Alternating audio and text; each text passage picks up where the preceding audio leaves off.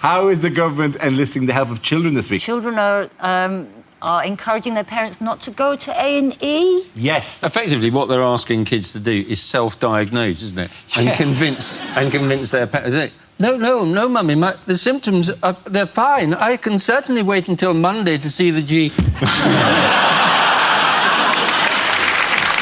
I went to A&E recently because I thought there was something wrong with me, and then I realised you were with me when I had really bad stomach cramps.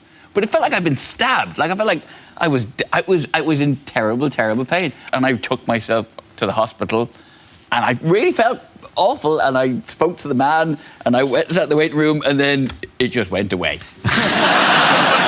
Was it just wind? There was some farting involved. I ended up in casualty about 3 years ago because I got bitten in the face by a dog on Christmas Day. I don't know if you can see it, but that part of my top lip's missing. And I was in a panic, and I got to that point that you got to, where I was like, right, it's going to be OK. It's not that bad. The lip really heals. And just as I sorted myself out, I said to the nurse, I'm sorry, you're wasting your time. This isn't much. Just stare. She said in my face, while I was still in shock, it's not nothing. You've been scarred in the face for life.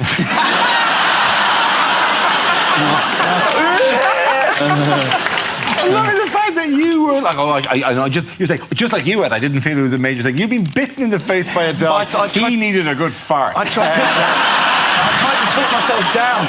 Because it was that Christmas Day atmosphere, and the nurses had a few sherries and everything. So you got bitten by a dog on Christmas Day? I went to kiss someone. I bet that dog was just for Christmas. Yes.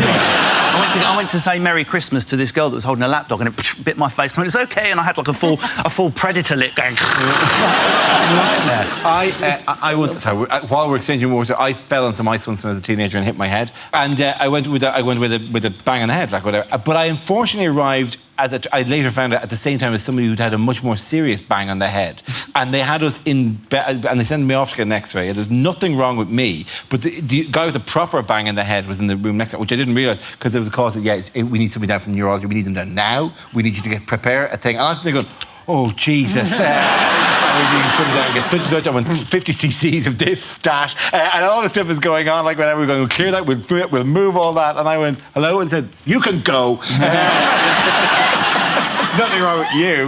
Well, again, there's A&E more stories. I've got another one. Go on, then. I once went to A&E with trapped nerve in my back, right? Could not move, because I trapped a nerve in my back, because the night before, I'd been doing that pub sumo, you know, where you wear a fat suit. And I'd fallen over onto my front and tried to get up, and I trapped a nerve in my back, and the next morning, I could not move, absolute terrible pain, and did have to, justified reason, go to hospital. We had to call an ambulance, but the guy who called an ambulance said, yeah, he's hurt his back, sumo wrestling.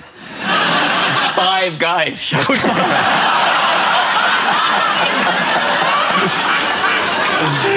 This skinny rasher lying on the bed. There was a heaved a sigh of relief. But it was like written on top of all the forms or something. Like every now and again, somebody would just pop their head through to see the sumo wrestler come in.